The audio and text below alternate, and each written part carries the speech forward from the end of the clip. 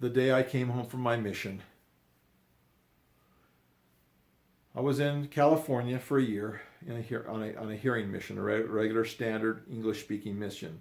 My cousin who trained me, Doug, he was in the deaf mission, but he came out of the deaf mission to train me for 2 months in the hearing program, and then I was in the mission for 1 year in the hearing program, English speaking.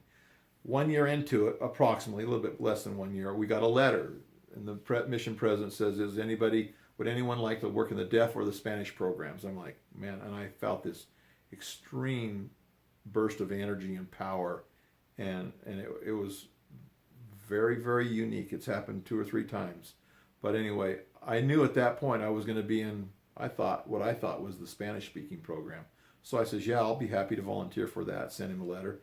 Anyway, they called me up and says, hey, we'd like you to be in the deaf program. I'm like, okay. My cousin was in the deaf program. That sounds interesting to me. I got into the deaf program, had 5 or 6 deaf companions, and for a year I was in the deaf program.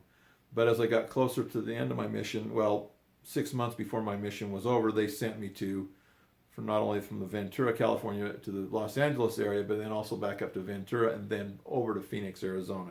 So me and Elder Ingstrom, we went to the Phoenix mission. It was called the Tempe mission at the time, and we set up a deaf program and helped the deaf branch over there as missionaries. We helped in that with that responsibility. Anyway, I had several companions that were really wonderful. The last 6 months of my mission were spent as a deaf missionary in Tempe, the Tempe, Arizona mission. So it came closer and closer and closer for the time for me to come home. I live in Utah underneath these gorgeous Wasatch Mountains. Went to California, it was dry, a lot of people. It's a pretty area, but also so many people. Then I went to Phoenix, Arizona, or Tempe, Arizona, and it was hot, and it was good during the winter.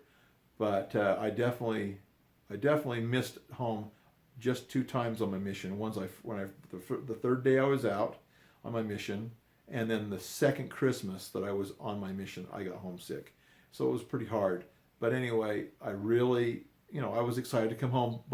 I worked as hard as I could till the end of my mission. I didn't waste any time or minutes. I worked the very best that I could my entire mission, and I was trying to be the most productive missionary I could. And in the hearing program, it's a lot easier. The English speaking program, it's a lot easier. But in the deaf program, we had to study the phone books and try to make calls and try to find deaf people. It's like finding literally a needle in the haystack. So it was really hard to find deaf people to teach and to work and to talk with them about the gospel of Jesus Christ. So anyway, time came for me to come home.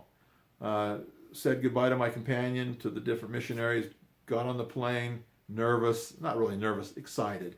And I flew. And as we flew north out of Phoenix, Arizona to Utah, Salt Lake City, Utah, I saw the gigantic Grand Canyon, and wow, is that a huge canyon. And kept flying, and then as I flew into Utah, I can't remember if I saw Ben Lomond when I came actually into Utah, but I love the mountain Ben Lomond. But it was kind of cloudy, and I don't recall, but it seemed like I saw the mountain Ben Lomond as we circled around and flew into the airport. But as I got off the plane, there was cloudy, and there was a light. It was really fairly cold, and there was a light sprinkling of snow. And as I got off and walked out on the runway, because they didn't meet you didn't meet the families inside the airport. They walked out onto the pavement at that time. They walk out. My mom was there, and I gave her a big hug and a kiss. And I remember how cold her cheeks were, and how snowy and kind of damp and moist it was, the snow coming down on her cheeks. And I remember holding and hugging my mom and my dad and my sisters and my cousins and those who came to meet me at the airport. It was a very, very special experience.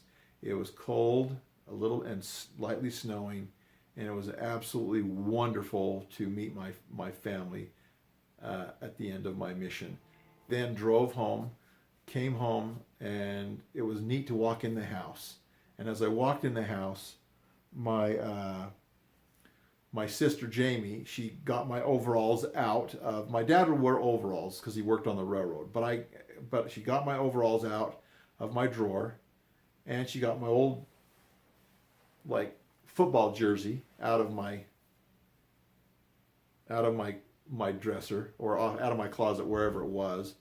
And she says, here, put these clothes on. So Jamie told me to put my clothes on, and I put my overalls and my shirt on, and then I was back into civilian life, and it was way cool to be back home with my family. It was just so neat. And then me and my mom would get up once in a while when I first got back, and we'd study the scriptures a little bit or just visit. But it was just so neat being there with my mom and my sisters and my dad. It was just way, way, way cool being home from my mission. And then when I gave my homecoming, it was really neat to I used the example of Chuck Ridenhour's child in how children are used, or children develop faith and they trust us. So those are special memories to me. It was really exciting coming home from my mission. Hadn't seen my family for 2 years, and it was really neat to be able to be back home.